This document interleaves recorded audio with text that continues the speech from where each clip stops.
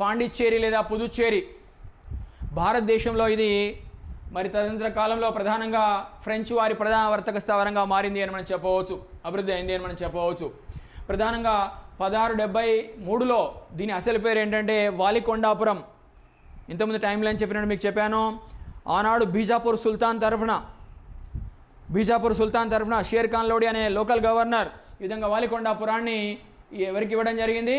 మన ఫ్రాంకోయిస్ మార్టిన్కి ఇవ్వడం జరిగింది. సో ఇది తంజావూరు ప్రాంతంలో ఉంది వాలికొండాపురం.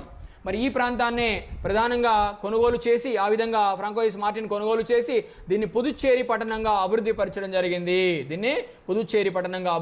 జరిగింది. ఎవరంటే Francois Martin. That's why Francois Martin is famously known as the founder of the Puducherry town. Francois Martin is famously known as the founder of the Puducherry town in India. So since then, so it turned as the important or main headquarter of the French trade in India. So అప్పటి నుండి అది ఏమైంది? భారతదేశంలో కనుక మనం చూసినట్లయితే French వారికి ప్రధాన వర్తక స్థావరంగా, ప్రధాన వర్తక కేంద్రంగా కొనసాగింది అని మనం చెప్పవచ్చు. సో పాండిచ్చేరి పట్టణ నిర్మాత ఎవరు? ఇప్పుడు Puducherry, Pondicherry, Francois Martin. So వాలికొండాపురాన్ని సో పాండిచ్చేరి పట్టణంగా అభివృద్ధి చేశాడు మన మార్టిన్ అని చెప్పవచ్చు.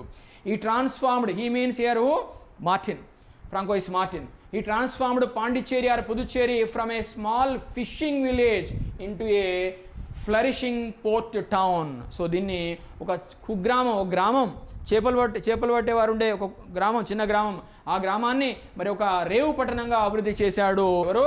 మన ఒక ఫ్రాంకోయిస్ మార్టిన్ అని మనం చెప్పవచ్చు. ఈ విధంగా పాండిచ్చేరిని పరిపాలించిన మొట్టమొదటి గవర్నర్ ఎవరంటే మన ఫ్రాంకోయిస్ మార్టిన్. ఫ్రాన్సిస్ కారాన్ స్థానంలో ఫ్రాంకోయిస్ మార్టిన్ వచ్చాడు. 1673లో తంజావూరును కొనుగోలు చేశాడు. 1674 నాటికి ఈ వాలికొండాపురం అనే ప్రాంతంలో పుదుచ్చేరి పట్టణాన్ని నిర్మించడం జరిగింది. దాన్ని ఆ విధంగా అభివృద్ధి పరచడం జరిగింది.